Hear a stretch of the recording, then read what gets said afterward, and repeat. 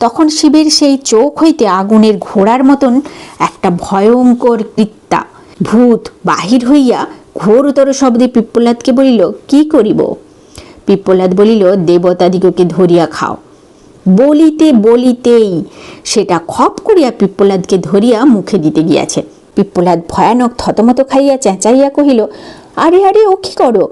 সেটা কহিল, দেবতাদিগকে খাইতে হইলে তাহারা যে তোমার শরীর গড়িয়াছে তাহাও খাইব। এই কথায় পিপ্পলাদ আবার শিবের স্তব করিলে শিব সেই ভয়ঙ্কর জিনিসটাকে বলিলেন, এ স্থানের 1 যোজনের ভেতরে তুমি কাহাকেও খাইতে পারিবে না।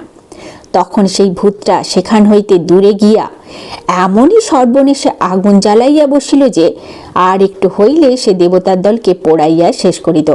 দেবতারা প্রাণের ভয়ে কাঁপিতে কাঁপিতে শিবের নিকট আসিয়া বললেন, রক্ষা করুন প্রভু, আপনার ভূত আমাদিগকে পোড়াইয়া মারিল। আপনি রক্ষা না করিলে এ যাত্রা আর আমাদের উপায় নাই। শিব তাহাদিগকে বলিলেন, তোমরা এখানে আসিয়া বাস করো, ওটা তোমাদের কিছু করিতে পারিবে না। দেবতারা বলিলেন, স্বর্গে আমাদের বাসস্থান, তাহা ছাড়িয়া এখানে কি করিয়া থাকি?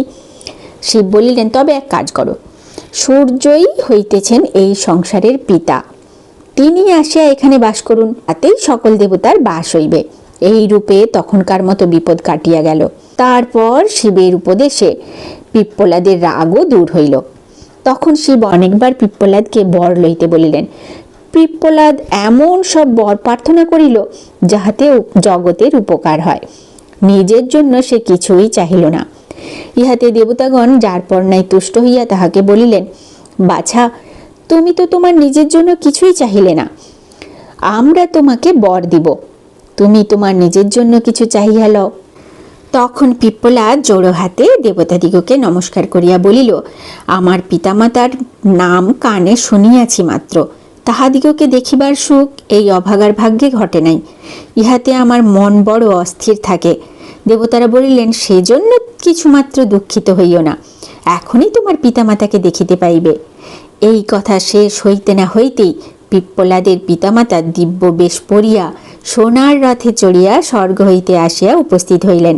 পিপ্পলাদ অমনি তাহাদের পায়ে লুটাইয়া পড়িল, কিন্তু তাহাদের মুখের দিকে চাহিয়া ক্রমাগত চোখের জল ফেলা ভিন্ন আর একটিও কথা তাহা কহিতে পারিল না। দধিচি ও প্রাতিথেয়ী তাহাকে অনেক আদর অনেক আশীর্বাদ করিয়া তাহার সকল দুঃখ দূর করিয়া আবার স্বর্গে চলিয়া গেলেন। এইভাবে সকল দিকেই সুখ হইল। এখন পিপ্পলাদের সেই ভয়ঙ্কর ভূতটা থামিলেই আর কোনো কথা ছিল না। দেবতারা বলিলেন, পিপ্পলাদ, তোমার এটাকে থামাও।